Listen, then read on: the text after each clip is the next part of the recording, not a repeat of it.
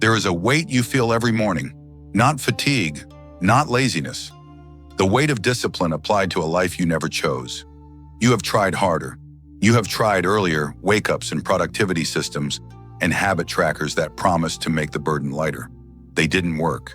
Not because you lack willpower, but because you're using discipline to force yourself into someone else's definition of success. This is why it feels like pushing a boulder uphill. You're pushing in the wrong direction. You believe discipline was a muscle you needed to strengthen. It isn't. Discipline is friction. The amount of friction you experience reveals the distance between your daily actions and your actual values. When you resist getting out of bed, you think the problem is your discipline. The problem is what you're getting out of bed to do. You have spent years trying to force yourself to care about things you were told to care about. Your career path because it pays well. Your morning routine because successful people wake at 5 a.m. Your fitness regimen because you saw the transformation photos. None of these came from you. All of them require massive discipline because you are disciplining yourself against yourself. This is the first principle. Discipline is effortless when applied to what you actually want. Let me show you what happened. At some point between age 7 and 22, you absorbed a blueprint. It came from parents who wanted you safe, from teachers who wanted you compliant, from a culture that wanted you productive. The blueprint contains specific markers, certain degrees, certain jobs, certain relationship timelines, certain definitions of maturity. You accepted the blueprint as objective truth. Then you spent the next decade trying to discipline yourself into matching it. Every time your behavior deviated from the blueprint, you called it a discipline problem. You never questioned whether the blueprint was yours. You have been using self-control to suppress self-knowledge.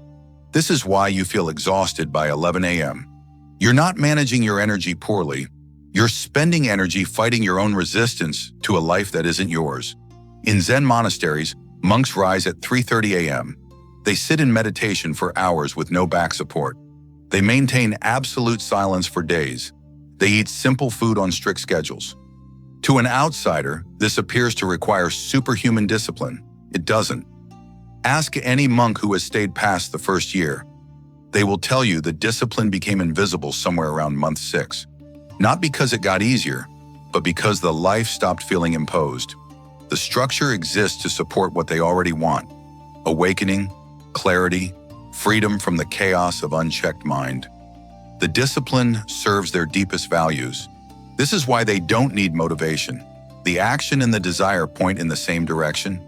You currently spend discipline on making yourself go to a job that drains you because it's prestigious, making yourself maintain relationships that feel obligatory because they're expected, making yourself pursue goals you think you should want but celebrate without joy, making yourself into a person you admire from a distance but can't inhabit. Good. That exhaustion you feel is information. Your nervous system is screaming that you're using force where there should be flow. While others numb this signal with caffeine and motivational content, you will listen to it. This is the second principle. Resistance is your body rejecting a foreign life. The question is not, how do I become more disciplined? The question is, what do I actually want badly enough that discipline disappears? You have avoided this question for years, because answering it means admitting you've been running someone else's race. It means acknowledging that the career you fought for doesn't fulfill you, that the relationship you committed to feels like performance, that the goals you're chasing were installed by comparison, not consultation with your actual self. This admission feels like failure. It isn't failure, it's accuracy. You cannot discipline your way into wanting the wrong things. There are actions you have taken in your life that required zero discipline. Conversations you stayed up until 4 a.m. having because the exchange felt urgent. Projects you worked on for 12 hours without checking the clock. Topics you researched obsessively without anyone assigning them. People you helped without needing a reminder. In those moments, discipline was irrelevant. Not because the action was easy, but because the action matched what you actually valued. Your nervous system stopped fighting you. The basal ganglia, which creates habit patterns, forms loops most efficiently when behavior aligns with intrinsic motivation. When you force yourself to do something you don't value, the brain categorizes it as threat. It activates the same systems used to escape predators. You are trying to build habits while your primitive brain thinks you're in danger. This is the third principle. You cannot habit stack against your own nature. Here is what you do. You stop adding more discipline to the wrong life. You stop trying to optimize your adherence to someone else's blueprint. You stop reading productivity advice written for people chasing different values. Instead, you excavate. You identify which parts of your current life you would defend if everything else disappeared. Which work feels like play. Which relationships restore rather than deplete.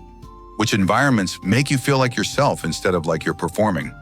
These are your actual values, not the values you think you should have. Not the values that sound impressive at dinner parties. The ones your behavior has already been trying to tell you about. This is the fourth principle. Your exhaustion is a map. Follow it backward to what you abandoned. You have been told it takes 66 days to form a habit. This is true only when the habit serves something you already want. When the habit opposes your values, 66 days gets you to day 9 before collapse. You have proven this repeatedly. The morning routine that lasted 2 weeks. The career pivot you researched for a month, then abandoned. The relationship boundary you set, then dissolved. You thought you lacked consistency. You lacked alignment. Consistency is the byproduct of doing what you actually want to do, not the prerequisite.